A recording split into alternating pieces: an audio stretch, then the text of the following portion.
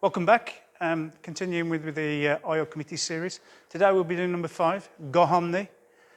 Again, my uke today is Sensi Mo.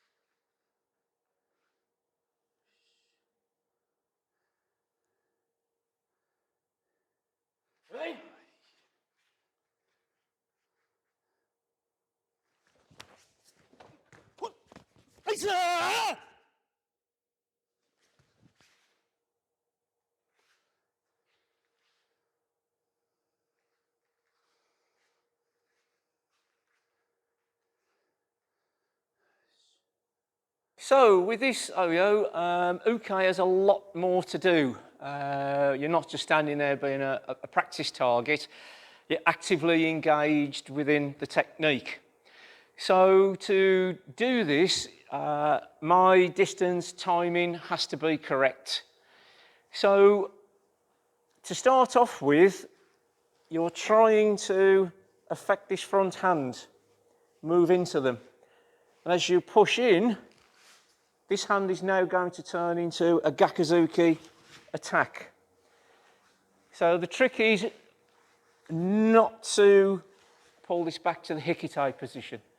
Hopefully you've got enough experience to be able to move in and then punch around the technique. Tsurukomi Mayogeri, again, the Tsurukomi will depend on your distance. You may need to go longer, you may need to go shorter.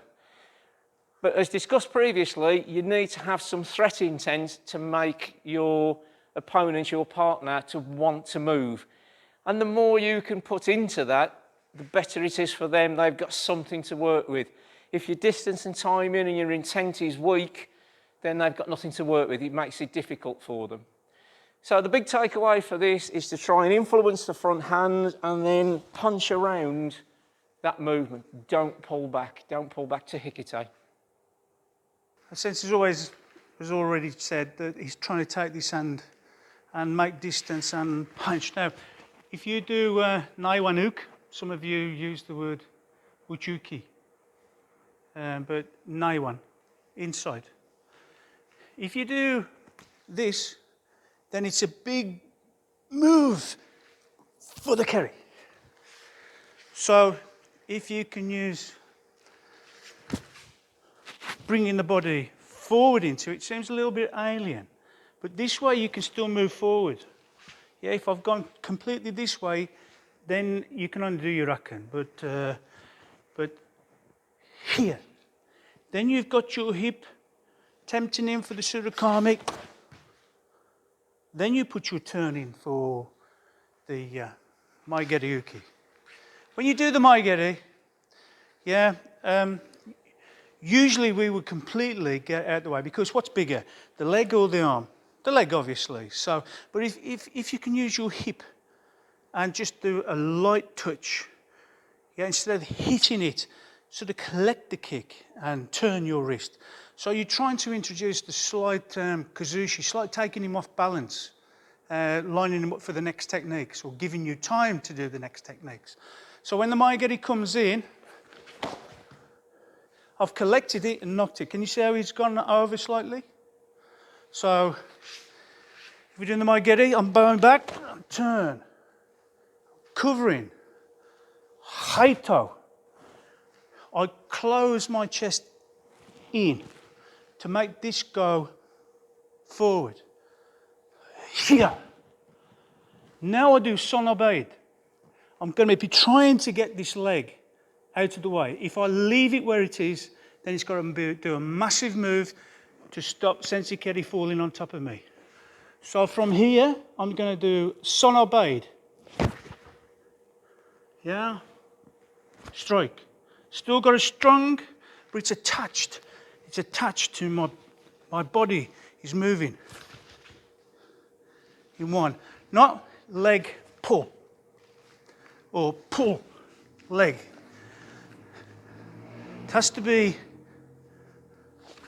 together, pulling it onto. Then I've got a small movement to drop, and again sonobade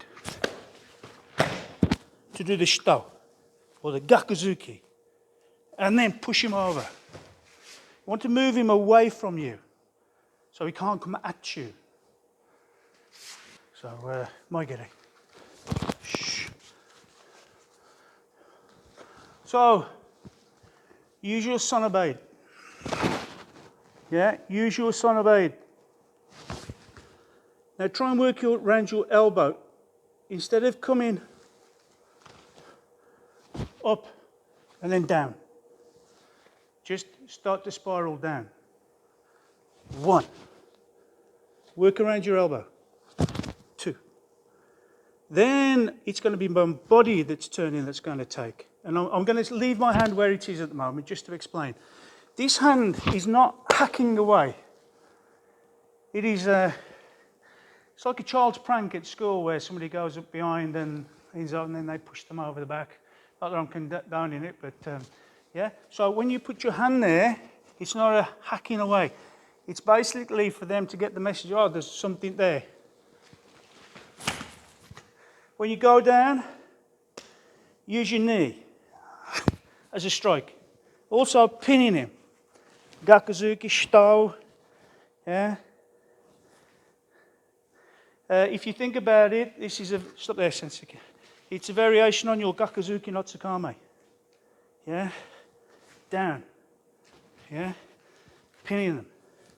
Gakuzuki. When you go out, leave your hand, which makes them roll this way, so they're not coming at you.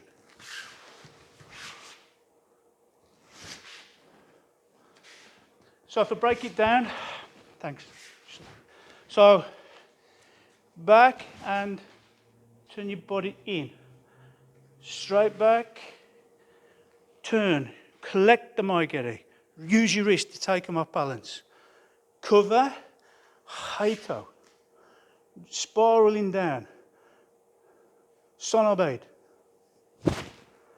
Then I'm doing sonobade again. Dropping down once more. Then I'm following in. Shito or gakuzuki. And then out. So not up and down.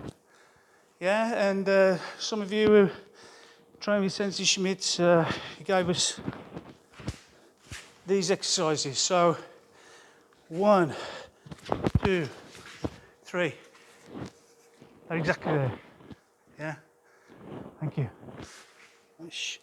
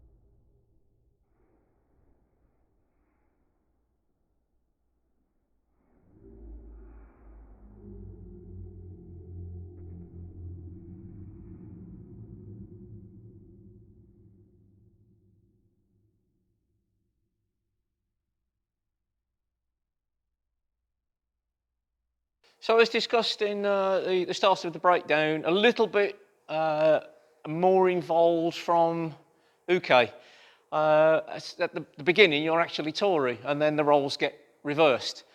So this gives you a chance to practice your distance and time and your mai. as discussed, try and affect the front hands. Try and control the front hand. And then revolve around that technique. Don't pull back to the hikite. Again, the distance, depending on whether your partner's gone to, you might need to make a short distance, you might need to make a long distance. But the big thing is after your Moyogiri, make sure you're in a cover. Don't go down to the floor with your hands down, or you're going to get a Jodan strike of some description. So, working around your covers all times. When you go to the floor, vital safety point, tuck your chin, hit the floor with your hand, roll across as many points as you can. And while you're on the floor, cover your ribs, cover your head. They'll find a target, but why make it easy for them? So this is a little bit more involved from Uke. Gives you a chance to practice distance timing, revolving around punches, guards, covers. So quite an interesting little technique. Lots to be going on with and lots that you can practice and take away from. Again, very important, especially going back and then off centres. When you're doing this technique, you really need to get contact. So after the Moyogiri, contact, grab, haito, keep it there. You can feel, you can sense what the uke is doing. It could be doing something else. If I've not made contact and I'm just doing an arm movement, you're not feeling the full effect on what you're doing to the uke. So, and you are controlling and you are feeling their body, what their slight movements are. So when you come to do the haito and the dropping, you can feel whether they're starting to lose their balance. Because by here, it should be just another drop for them to go. Not a big hacking away at the leg. Yeah. So try and touchy-feely their body straight away. Haito. And if need be, you might have to adjust your body position. If they're a bigger person, then it's going to have to be low and lower again. Yeah, you do not want a big person who's got their balance.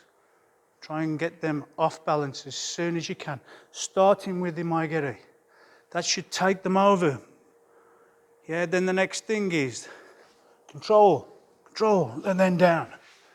Yeah, so take their balance as soon as you can and control them. Feel what they're doing. Then you can adjust what you need.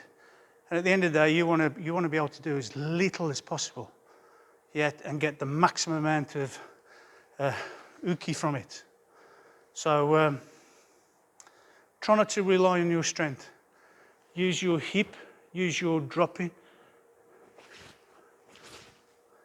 Yeah, to compensate for any lack of strength that you have, especially when you're of a certain age.